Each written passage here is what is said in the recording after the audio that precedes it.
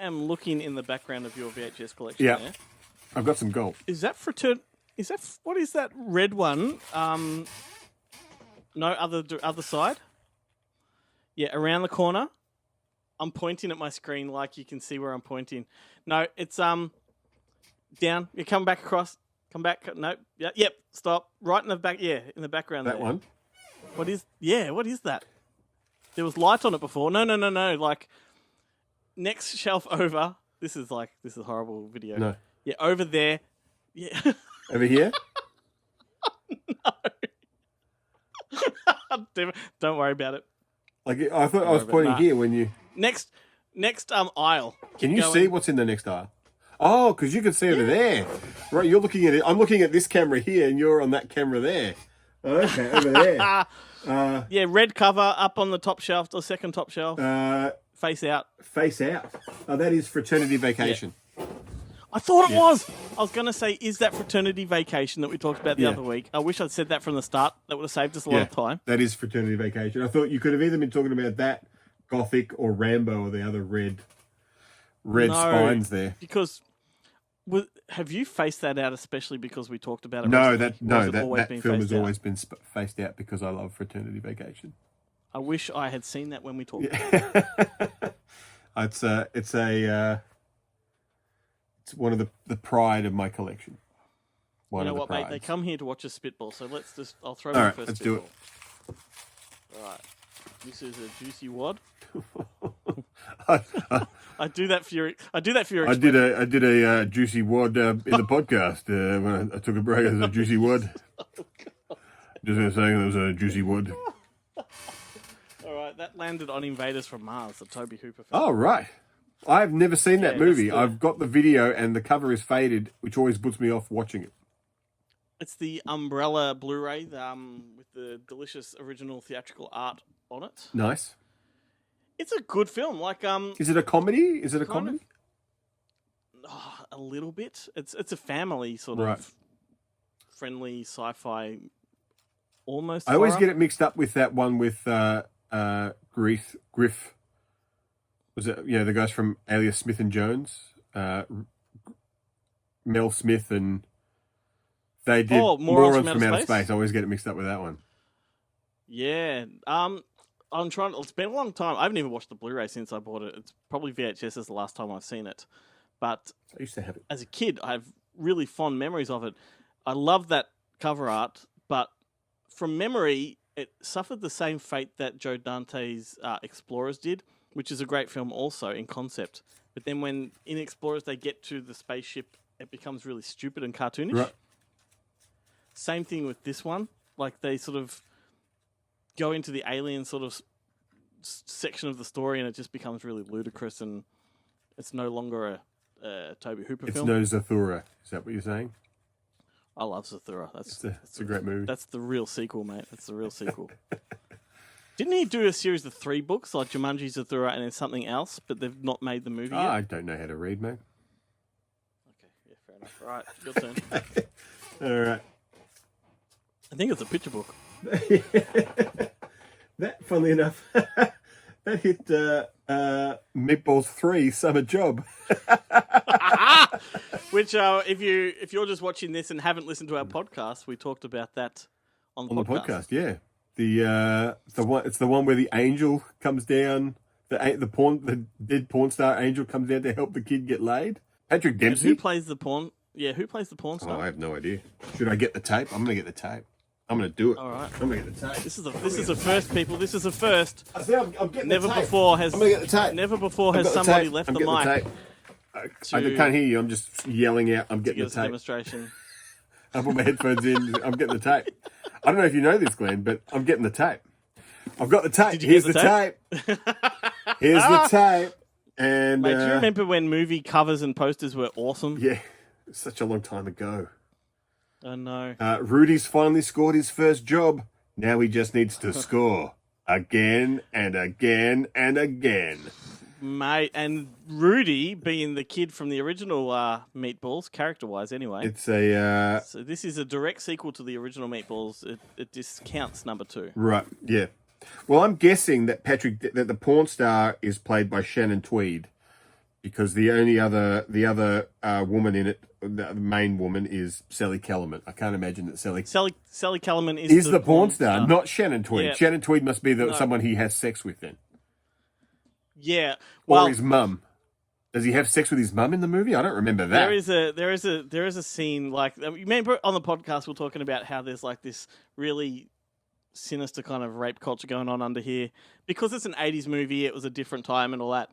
So there's a scene where he's trying to have sex with a girl beside a lake, right? And she keeps saying no, no, no, and he just keeps looking at her going yes, yes, yes. Oh dear! And she's like no, no, no, and he's like yes, yes, yes. It's like, oh my god, you can't show that movie to kids these days. I don't think you could show the movie to kids then. Well, it was an R-rated sex comedy, which there is where Meatballs got its reputation for being a sex comedy series, where the first two certainly weren't. Right. Well, the porn star's name, Sally Kellerman's character's name, is Roxy Dujour. Yeah, that's right. Rudy's about to meet Roxy Dujour, and she's going to transform the nerd into a cool, attractive swinger. Geez, remember when swingers were cool? I certainly don't. Tell me this, though. Like, how interesting that you've got a movie like the original Meatballs, a coming-of-age summer camp movie, pretty basic, simplistic, and then part 2 has an alien, and part 3 has, like, an angel porn star. How did this franchise descend into supernatural? Well, surely they were just competing against things like Friday the 13th and The Burning.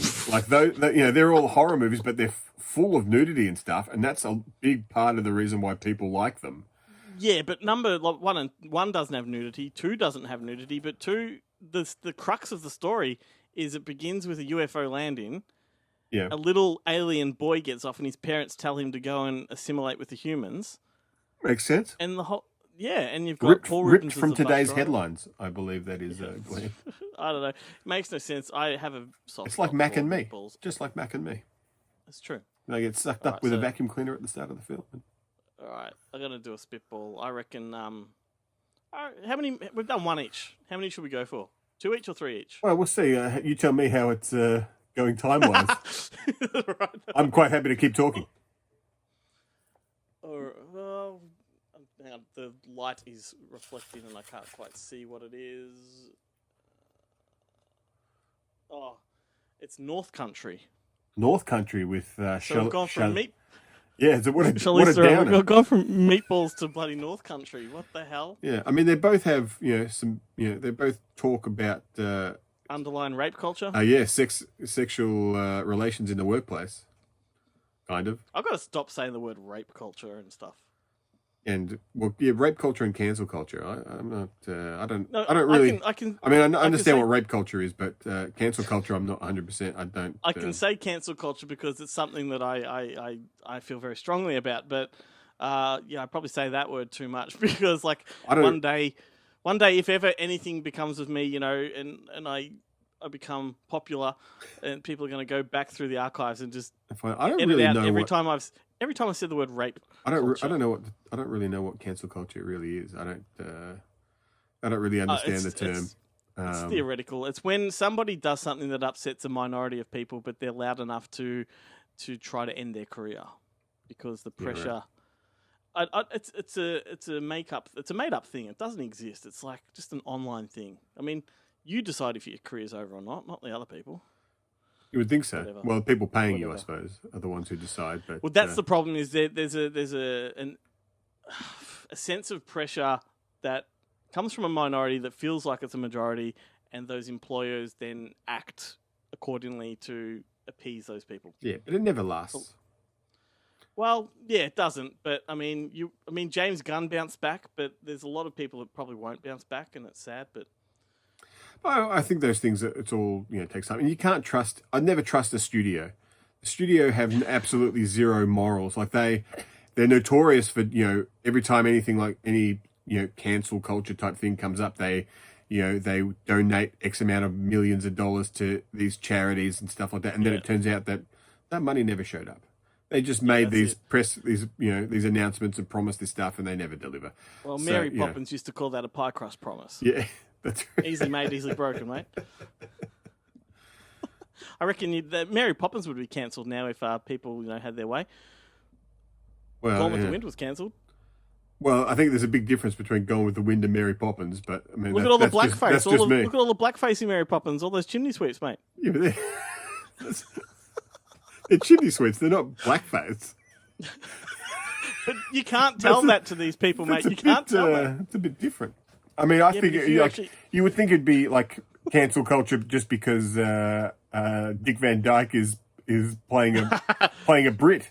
They couldn't find a legitimate British chimney sweep to play that But part. if you actually go back and look at how pedantic cancel culture is, then it's all enough. but reasonable that Mary Poppins would be cancelled.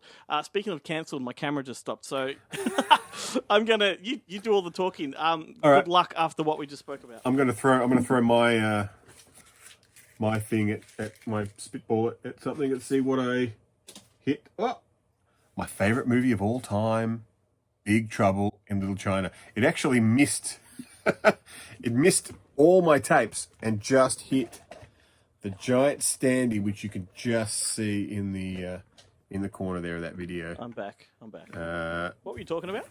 My spitball / non-spitball hit my Big Trouble in Little China standee. And have a look at this. Ready? I'm going to do this for the first time ever. Pick up my computer. And All right, there we go. Should I show? Because you didn't see it. Should I show you? Can you see mine just there in the? Oh, you can't see it because you can't see my camera.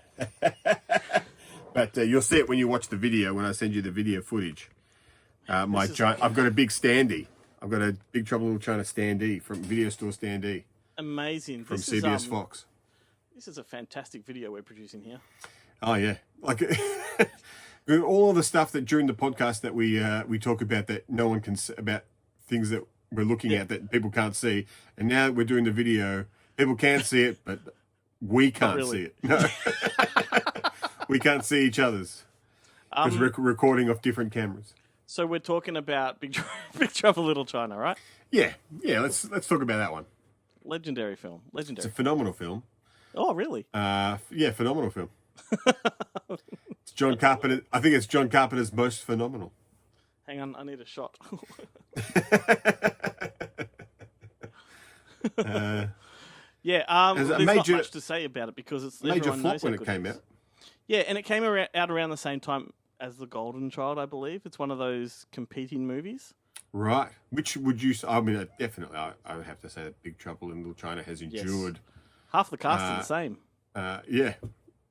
Yeah. Right. Well, I mean, yeah. Egg Shen is in both films, definitely, and I'm sure Al Leong and I can never remember his name, but he's in like the Ninja Academy movies, and he's the member of the Wing Shen or whatever it is. He's the guy with the guns. He's got the two bullet belts on his chest, and he's got the two 6-shooters. Back in those days, Central Casting only had like 20 Asian actors on their roll call. So hey, mate, that's going to get you cancelled. It's talk like that that's going to get you cancelled.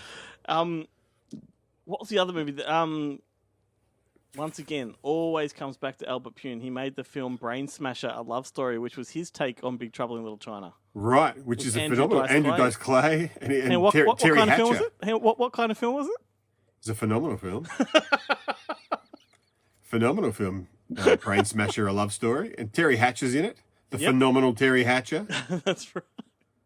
Oh man! And when he punches people in the face, he literally smashes their brains. He's about like it took me a long time to watch that film because I didn't think that Andrew Dice Clay could ever get funnier than The Adventures of Ford Fairlane. And the interesting thing about he doesn't. Like Brain Smasher is no Adventures of Ford Fairlane, but it's still pretty awesome. It opens up with a scene of him at like a telephone booth, and he's talking directly to the camera, to the audience, breaking the fourth wall. And they kind of bookend the movie with that, but he looks completely different to what he does in the movie because they shot it like, a year later. I don't know if they were missing footage or whatever, but they needed a start and a finish, so they just went out to a phone booth, and he had longer hair. He didn't have like the slick back look. I tell you, for my money, nothing makes a movie better than a long period of time between reshoots. Yeah, no, it's true. That's the continuity be damned, I say. Yeah, well, Richard Linklater knows that best, doesn't he? He certainly does. But he just he based the whole movie around it. That's right. So like, All right, so we didn't get much out of Big Trouble, but we all agree it's a great movie. I mean, yeah. Look, who hasn't seen it? Like, everyone's Yeah. seen it. Everyone loves it. Like, Yeah, I agree. I dare someone to come up with a good reason why they didn't like it. All right, mine's landed on 2, and it's your choice. Okay. Similar, I guess. You've got Groundhog Day or The Great Outdoors. I'll take Groundhog Day for 1,000. Thanks, Alex. Excellent. It's a good movie. It's a good movie. It's got a couple of Murray brothers in it, not just Bill. I think Brian Doyle pops up, and then the fat one who no one can remember what his name is. Oh, hang on. So there's three of them in there? There's at least 3. I think I'm not sure if not the one from Moving Violation isn't in there as well. Is he the one that did God Bless America? Oh, I don't know. How many Murray brothers are there? I don't know. It's a Cinderella story. But yeah, Groundhog Day once again speaks for itself. It's unique at the time. It's been replicated over and over. What did I just watched that we were talking about Lonely Island before, and I just watched that Palm Beach story or whatever it is, the new Netflix film with Andy Samberg. It's a Lonely Island film. I haven't watched it. And that is that's a Wedding Crasher meets Groundhog Day kind of film. Gotcha. Where he goes to a friend's wedding, and he gets stuck in he gets stuck in a time loop. So he's just stuck at this wedding, and it doesn't matter where he goes. Doesn't matter how far away he runs. If he dies, he ends up back there. If he falls asleep, he ends up back. See, that annoys me because the genre itself is annoying to me, but I can accept that when you've got it switched genres, like you go to Edge of Tomorrow. I think it was the Tom Cruise one. I enjoyed that. Or what's the title? What's the title of Edge of Tomorrow that's on the poster that everyone was confusing the name for? It's I know what you mean. Live, Die, Repeat, or something like that. And everyone's like, I want to see that line, Live, Die, Repeat. The tagline was bigger than the title. Yeah. Yeah, that's right. But yeah, it's. So sorry, you were saying this one, and what was the other one? And the other one was Happy Death Day. Happy Death Day. So when you take the Groundhog Day concept, well, Happy Death Day 2 was a whole new thing. That was time travel. But when you take the Groundhog Day concept, move it to another genre, I can take that. But this one you're talking about on Netflix, you're moving it from comedy to comedy. That's a blatant ripoff. It's a pretty blatant. I'd say so. But wrapped up in it. Andy Samberg's he's not as funny as Bill Murray, but he's a bit more sympathetic than Bill Murray. True. Although, is Bill Murray any more sympathetic than in What About Bob? No, it's probably maybe Broken Flowers. He's pretty sympathetic and Lost in Translation. Like when you get into these later kind of movies, not so much in St. Vincent or The Dead Don't Die or anything like that. But he's pretty good in What About Bob. I love What About Bob. I do feel so sorry for Richard Dreyfuss though. Oh, by the end of it, he's like a stark raving lunatic. Yeah. Baby steps on the bus. Baby steps and high ropes. I need. I mean, that was. I saw that in primary school, and every day, everything you did would be baby steps. Baby steps, do my homework. Yep. Baby steps, spell whip. Mate, culture. All right, your turn to throw a spitball. I reckon this is the last one. All right. Oh. Repossessed. Oh, wow. Leslie Nielsen. The Leslie Nielsen Exorcist parody film with Linda Blair. With Linda Blair. Yeah. And I think, is it Veronica Cartwright comes back to play the mum as well? Oh, really? Or is it Veronica? No, she wasn't in the... No, it's not. It's what's the name in the original? Ellen Burstyn. Ellen Burstyn, yeah, it's Veronica Cartwright. And she has the funniest scene when Reagan comes out and pisses on the floor and she grabs her head and rubs it in like a dog. Like, bad girl. Man, and Linda Blair was like a grown adult when they made this. Yeah. Strange. Leslie Nielsen found himself pigeonholed as that queen, that king of slapstick because of Naked Gun. Which is amazing though, considering he had a proper Hollywood career. Yep. for years, like as the straight man in comedies. Yeah, totally. Years before that, and then after those movies, and like after I think like Wrongfully Accused and like those movies kind of tanked, and then he went back to like kind of guest parts in Canadian TV series like Due South and but he did guest roles in Canadian films like Men with Brooms and Slapshot 3. Because that Men with Brooms stars Paul Gross, who was the star of Due South. There you go. The Mountie show, and he was like his dad who dies in the first episode and then comes back as a ghost throughout the series. I look Leslie Nielsen. He's awesome. Like, I think Wrongfully Accused is a really good movie. It's a really good parody film. What was the other one? There was another one that was around Spy Hard. He did Mr. Magoo around the same time. I think that was That was much more of a Steve Martin type movie than a Leslie Nielsen. Yeah, that movie. I was living in Canada when it came out, which is where it was made in Vancouver, and it got. They tried to ban it. There were a lot of protesters rocked up to the premiere because of its depiction of a blind man, like making fun of, vision impaired. They can't see it. They wouldn't be watching it. Cancelled.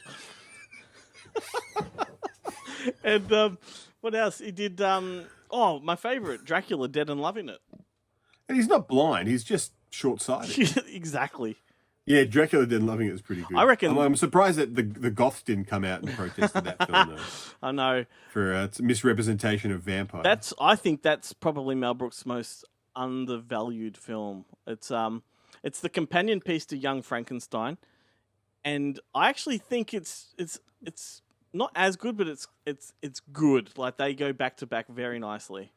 I don't know. I'd say Mel Brooks has made some pretty good films. I would say that Dracula Dead and Loving It is probably at the level it deserves to be. I don't. In the Mel Brooks canon. He originally wanted it to be black and white, just like Frankenstein. Not Dracula, I should say. Or like Young Frankenstein. If you go back into the Mel Brooks canon, and you had to rank the films, Vampire in Brooklyn, Dracula Dead and Loving It's got to be down the bottom there, right? Well, yeah, it's not high-end Mel Brooks for sure, right? Like, it's no History of the World Part 1 or... History of the World Part 1 doesn't ring true to me like it used to. Like, it's a great film. You just hate it because you never got to see History of the World Part 2. Well, Hitler on Ice. And the very awesome and Jews in Space. Yeah. Where's that... I really want to see that film. That's a great question, though. It's really hard to rank a Mel Brooks film because I just love every single one of them. High Anxiety is excellent. It is. They're all good. Yeah, you're probably right. Like, if you're forced to put them in a list, it would be lower case. Like, it's down the bottom there. It's like the modern stuff is never as good as the classic damn, stuff. like, it's as clever as Young Frankenstein. I think the problem with it is Leslie Nielsen. I think if they'd cast somebody that resembled more your Gary Oldman, because he was really taking the piss out of that. And and he doesn't he can't really play it straight. Yeah. In those roles, he's too over the top. That's the problem, isn't it? That he doesn't play it for straight and let the comedy speak for itself. It's like, he's great in, was it Scary Movie 4, where he's the president of the United States? Because that franchise had kind of reached its kind of zenith, and then they completely kind of retooled it. And when he came in, it was great. Well, he's never played comedy straighter than in like Airplane / Flying High. He plays the doctor. They're pretty good, but he played opposite Don Knotts in movies. I know. Like, I mean, if you want to star in like ridiculous kind of slapstick stupid comedies, then Don Knotts is your ideal co-star. Hey, he was also in horror films like Prom Night and Creepshow. Yeah, that's right. Yeah. God, what a legend, man! What a legend. What can't he do? What couldn't he do? What couldn't he do? Anyway, Repossessed. Come back from the dead. Yeah, that's true. We're missing one. We've talked about all these Leslie Nielsen slapsticks, but we never talked about 2001: A Space Travesty. I blocked that film. I remember it coming out, and only now that you've mentioned it, do I remember it. Man, I've done such a good job of repressing that memory. Yeah. Like, it's no Pluto Nash. It's not as bad as. Don't tell. No, come on. This has been on the podcast. Like, before. even Eddie Murphy, even Eddie Murphy talks shit about Pluto Nash. Yeah, but it's Ron Underwood. It's Randy Quaid. Hello. It's who else is in that one? Randy Quaid. Don't forget, Randy Quaid has now gone nuts and gone on the run with like a much younger girlfriend. And you can't say that because we're trying to get him on the show. Oh, he's our number one want. Well, he's great. I mean, Randy, please. His scenes, he makes the vacation movies. The vacation movies he's in, like that. I remember watching that scene where he talks about how he's got the metal plate in his head, and every time someone turns a microwave on, he shits himself and forgets who he is for half an hour. Like, I had to watch the movie again because I was laughing so hard for the rest of that film, like I could barely breathe. If you listen to the first maybe 10 episodes of Good Movie Monday, we talk about Randy Quaid. I will never do that. No, you won't. But we talk about Randy Quaid a lot. And am I on those episodes? Why would you listen? I don't think so. Why would I talk about him a lot because he did so many good dramas. You know, from The Last Detail to Days of Thunder. We've got to love him in that. He did just lots. He did Quick Change. It's not a drama. Brokeback Mountain. You know, I saw him in something just the other day where he plays he's in Paper Moon. He plays a hillbilly in Paper Moon. He's in. If you go to IMDb and look up his credits, they are long and because I think he fast. was already in movies before. Like he'd come out to Los Angeles before. He got his brother into it. And got his brother into it. Yeah, he's been nominated for an Oscar for Last Detail. Right. I've got to watch that movie again. That's a movie I haven't seen in a long time. When Keith was on the show and we were talking about The Last Detail, which is, I think he brought it up as one of his recommendations, he mentioned that I didn't know the fact that there was a sort of loose sequel to it, which was that Last Flag Flying with Steve Carell and Lawrence Fishburne and Richard. And I didn't realize Cranston. that they were connected. Yeah, well, the Last Flag Flying is based on the sequel book to The Last Detail. Right. Yeah. Because there's another movie that's very similar to that premise kind of thing, which I can't remember what it's called, but a similar kind of level cast, and you know, they bring the something Cinderella Man. No, it's not Cinderella Man. It's Cinderella Time or something like that. No, Russell Crowe is not in. How did we? Do not watch Cinderella Man thinking it's a sequel to The Last Detail. How did we? That would be a horrible mistake. How did we get on to Randy Quaid? Because I'm the king of tangents. You are indeed. It was only 5 minutes ago. We were talking about Pluto Nash, and your excuse for Pluto Nash being a good film was that Randy Quaid was in it. I will draw your attention to Christmas Vacation 1 and Christmas Vacation 2 I would kindly as proof that Randy Quaid is incredibly capable of making horrible films. You don't like the first Christmas Vacation? What? The spin-offs? Yeah, but you just named Christmas Vacation. There's two. There's only one. Aren't they? Isn't that what they call? What are the? Aren't the spin-offs like Christmas Vacation 1 and 2? Christmas Vacation is the third vacation movie. Is the third? Yeah. So what are the? There's only one other Christmas Vacation 2: Cousin Eddie's Island Adventure. Oh, is that the? Which was? Okay. Oh, I bow down to your knowledge on vacation film. By Maddie Simmons, who is the producer of all of that franchise. So. Can you imagine that? The producer's so desperate to get another bloody entry out to make that he would write something like that. How he even connects it to the fucking... I'm sure because he watched the first ones and went, these ones are shit. Like, these guys keep fighting me on these things that I want to do. This is the movie I've always wanted to make. And then someone else went off and made Vegas Vacation, which, in my opinion, is one of the stronger films in the franchise. Like that, the NQR Casino is like, I was searching when I went to Vegas. I spent a lot of time looking for the NQR Casino, all you can eat buffet, and Wallace Shawn. Yeah. Wallace Shawn is the croupier. And that. What number am I thinking of? The question is, when you were in Vegas, did you go on that damn tour? I did go on that damn tour. Did they have any damn bait? It's full of damn bait.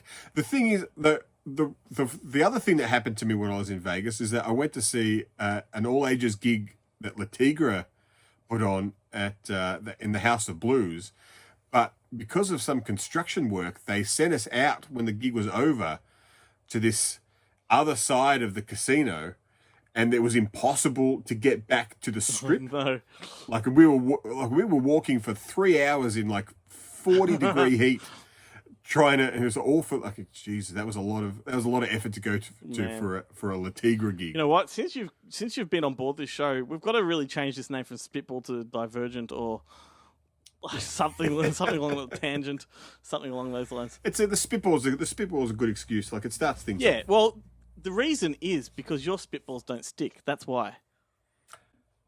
Well, no, they don't stick, but I still see what they hit. We don't Like, it was stick gonna to be the movie, do we? No, that is true. Like, I see what you did there.